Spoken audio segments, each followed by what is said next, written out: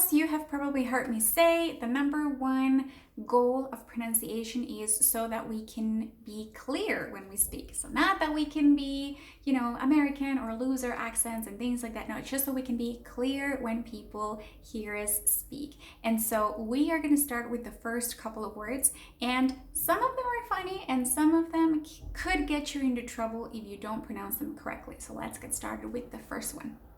The first word is this one. Focus. Focus. And the reason why I bring this word up, it's because it could totally get you into trouble if you say it wrong. And I'm speaking from experience. I remember I used to say this word really just wrong, basically. And I had no idea. And so I used to say this. Please forgive me, native speakers. I am not meaning any harm right here. It's just, I used to say fuck yous. I know, terrible. I know, it's super terrible, but bear with me. It is because we just have no idea on how to say it correctly. And so it is focus. For those Spanish speakers who are learning this word, never say what I said earlier. Say focus. And so here's how you say it. The first syllable, it's fo, and it's fo, fo, fo. Not fa, it's fo. Second syllable is kiss. It's a K and then a schwa sound. So it's not a U sound, it's a schwa sound. Remember in previous videos, I've talked about the schwa sound, and I will link some of the videos that I have talked about that on so that you don't miss them. But it's basically a very relaxing sound. So focus, focus. Okay, awesome. The next word number 2, it's actually a brand that we usually use, and it's this one. I know, I have always said Big Vaporub de toda la vida, like everybody in Spain, I'm sure, but it turns out that's not how you pronounce it. You have to say Vicks Vaporub. I know, crazy, right? But it is what it is. So Vicks Vaporub. The first word, Vicks, not complicated, Vicks. The second one would be vapor and then rub. Vicks Vaporub. Okay? The third word is this one. I know, it's a social network that we use when we want to connect with people in terms of professional industries and all of that. And if I see that, if I didn't know, and as a Spanish speaker, I would say LinkedIn, right? I have an account on LinkedIn, right? However, the way you say it, it's like this. LinkedIn, LinkedIn. So linked as when something is linked, and then in, LinkedIn. So remember, it's kind of like you just basically break it down into 2 words. Linked and then in. Not LinkedIn, but LinkedIn. The third word, it's actually a pair of words, and I wanted to just make the difference between these two because it is very hard for Spanish speakers to distinguish between these 2 words. And I have also talked about these 2 before, but I just want to remind you.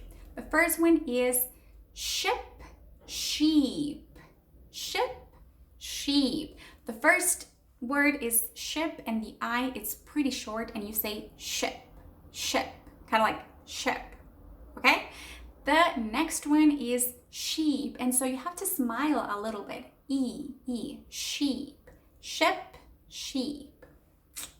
The next word is this word right here, and it is the second month of the year, right? And so the problem is that there's this R right there, right? And so you might think that it's February, which you can say February if you want to, but most native speakers, especially in the US, I'm going to say just in the US, they don't say February as much. They try to say February.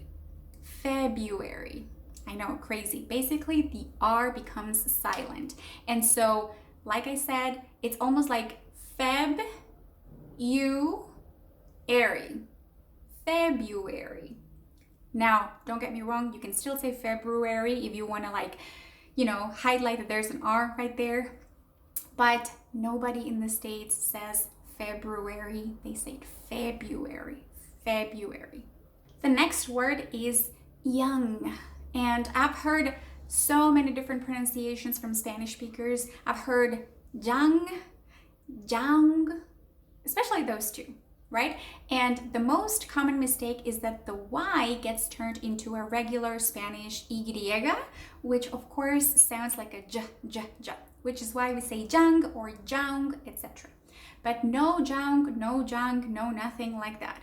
We have to say young, because a Y in English becomes an E sound. So young. Okay, so here you have how you would actually pronounce it over there, and it's young. So never ever say jung or jung. Our next word is clothes, right there. And I've heard so many Spanish speakers say different things as well. I've heard clothes or clothes, but it has nothing to do with it. We actually have to basically eliminate the last E. And so it's not clothes or clothes, it's clothes. And here's the phonetic transcription just so you can know, but it is all one syllable and it is clothes. And the TH here becomes that excuse me, it becomes that V sound, but you basically put it inside your mouth and you don't even make it super evident. And so it's not that clothes, it's clothes. Super short and sweet, clothes. Make sure that you're vibrating that Z, clothes. So clo and then Z. Our next word is once again a pair of words, which are these two. And I wanted to cover these because they look very similar in spelling, but the pronunciation is very different. The first one is receipt. The P is actually silent. So no pronouncing the P at all. It is receipt. That's about it. The second one is interesting. Anyway, the second one is interesting because it is recipe. It's not recipe or recipe, something like that. It is recipe. Okay, so it's interesting. You do pronounce the P and the E towards the end as a full syllable, so recipe. Receipt, recipe.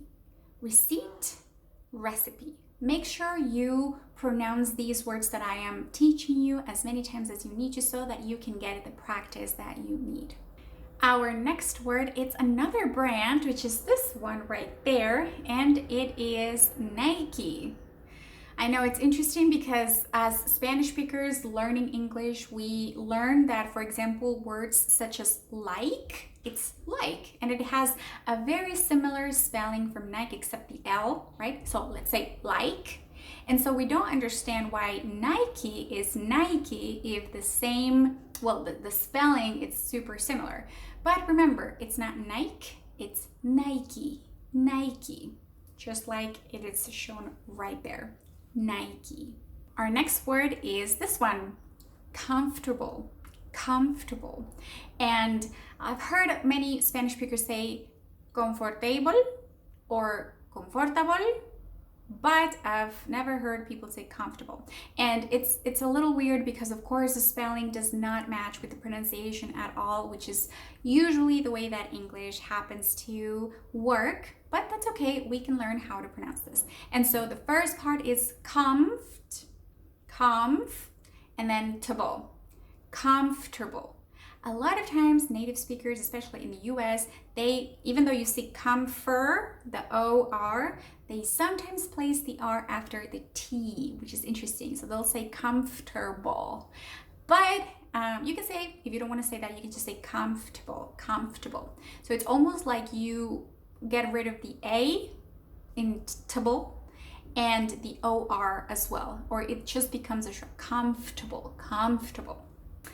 Okay, our last two words. One of them is this one, which is something that we do every single day. We use Google for everything.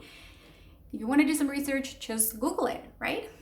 I've heard a lot of Spanish speakers say, Google, búscalo en Google, which is fine, but it's not a gay, it's not Google, it's actually Google.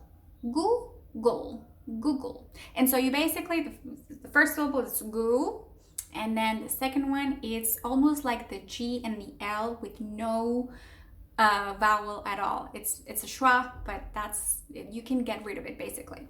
And it would be Google, Google. Not super complicated, but still, Google.